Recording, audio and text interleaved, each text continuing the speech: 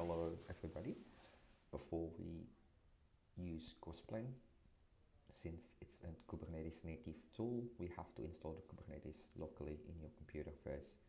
In my case, we're using Minikube to manage containers in our local machine. So here, as you can see, we are waiting for all the pods, the deployment for Minikube to be done. Once it's all green, then we can install the Crossplane from the Helm chart. Crossplane itself will have its own pods, namespace, and deployments. As you can see from the screen, it will also create a lot of custom resource definition within your Kubernetes cluster. So you can check if the Crossplane is already running by doing a CLI command, or you can see it from the UI.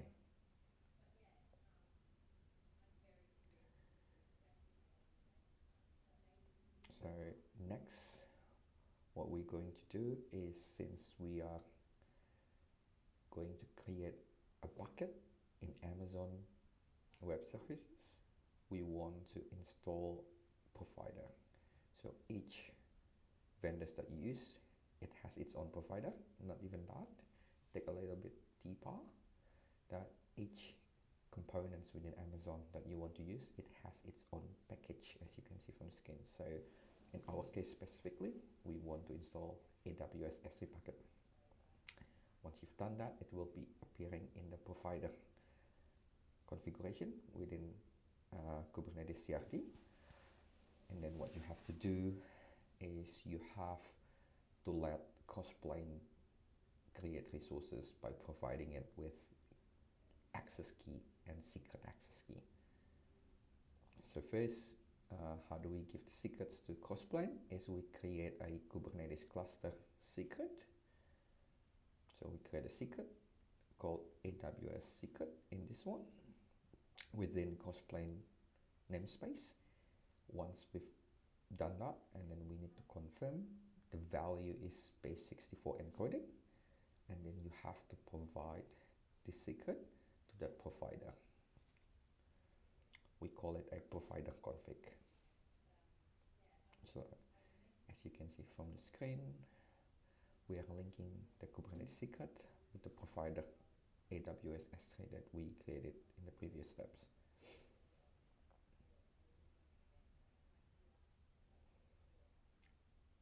Once we created the provider config, it will be available both in the UI, or you can check it on the CLI as well.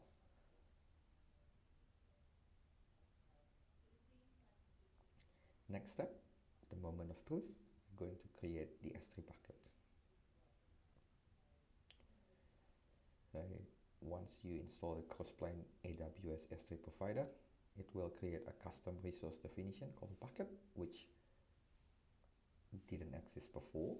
So as you can see, the Crossplane bucket didn't exist, and then this is the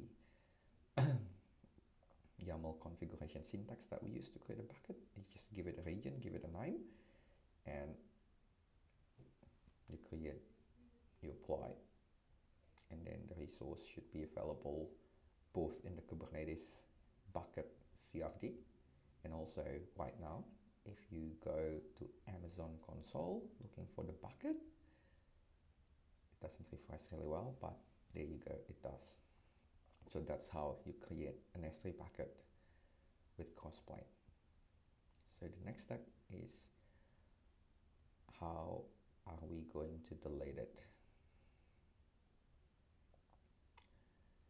So to delete the bucket, we just treat it like any other Kubernetes native custom resource definition. So you use kubectl, kubectl, delete bucket, and give it a bucket name, and you can get the bucket name from another CRD bucket that we showed before.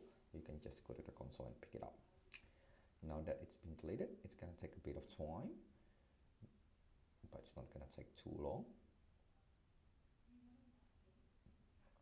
Once the process is done, it should be gone from the custom resource definition, and then now when you refresh the page, it should be gone as well.